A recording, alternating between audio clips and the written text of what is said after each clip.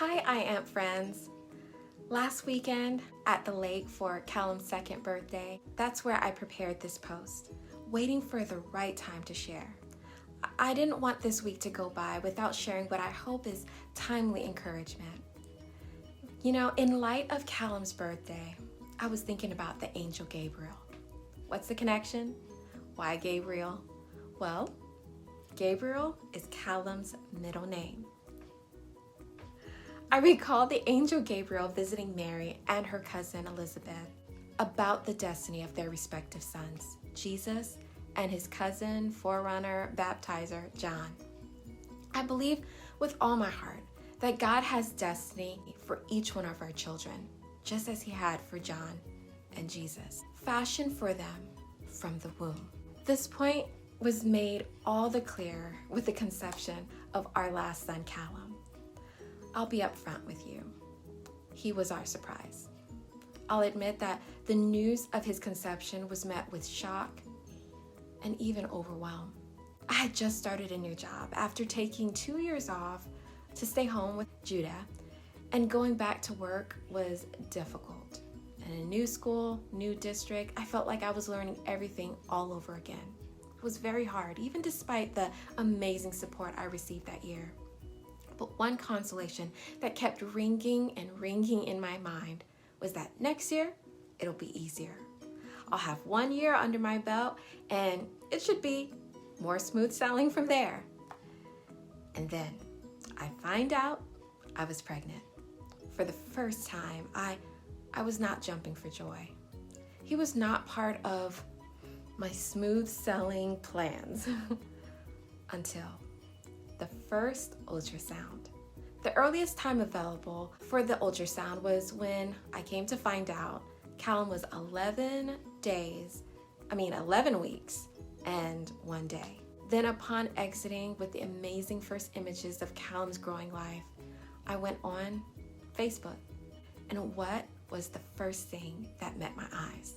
It was a Facebook memory from 2 years prior on that very date.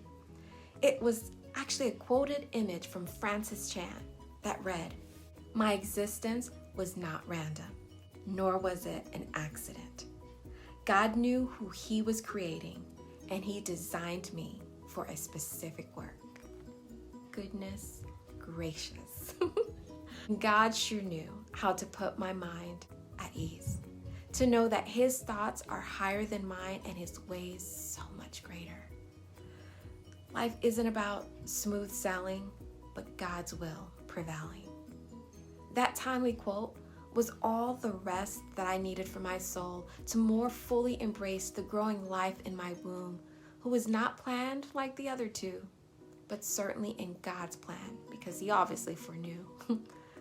That quote from Francis Chan, it actually relates to Ephesians 2:10. For we are God's masterpiece. He has created us anew in Christ Jesus, so we can do the good things he planned for us long ago. Now, back to the angel Gabriel. He announces to the soon-to-be parents the good God has planned for Jesus and John long ago. That foresight, I believe, helped Elizabeth, Zachariah, Joseph, and Mary be intentional in the ways they raised their child, even being intentional in the names they gave them. This leads me to believe that God can help us with our intentionality too, even giving us insight, even a little insight into how we can partner with him in shepherding them in their identity towards their destiny. One way I've asked him to do that is through a Bible verse. I asked him, even before the children were born, to give me one specific verse for each child that I can pray, say, and help to lead my way in amplifying their identity and speaking life to their destiny. I know God has a plan for their lives, even from conception, and it was my way to partner with him in what he is speaking over them, the good he's planned for them long ago.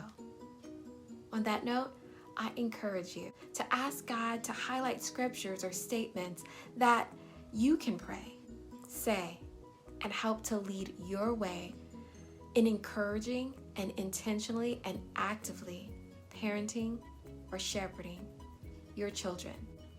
Friends, I'm convinced that as I pray for my children, one way I can serve you is to partner with you in praying for yours. What are you believing? What are you believing about your children? Are there scriptures you hold dear to your heart about them? In my times in prayer, I long to lift them up in service to you as their parents and mentors, and ultimately in service to our future, the rising generation. So in all sincerity, I ask, please message me through joyfullyalive@gmail.com, or even Facebook message me with any prayer requests you have so that Andrew and I can approach the throne of grace on their behalf. Remember the timely Facebook reminder that I received when Callum was 11 weeks and 1 day? Well, 11:1 reminds me of Hebrews 11:1, the definition of faith. Now faith is the assurance of things hoped for, the conviction of things not seen.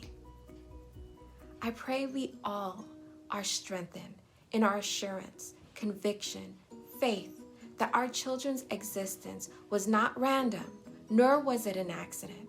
God knew who He was creating, and He designed them for a specific work. Let's partner with God through our intentional talk, active walk, but let's not forget prayer and shepherding them towards an identity and destiny that our God has prepared long ago. Message me today. I have my prayer notebook ready to record and to start to pray.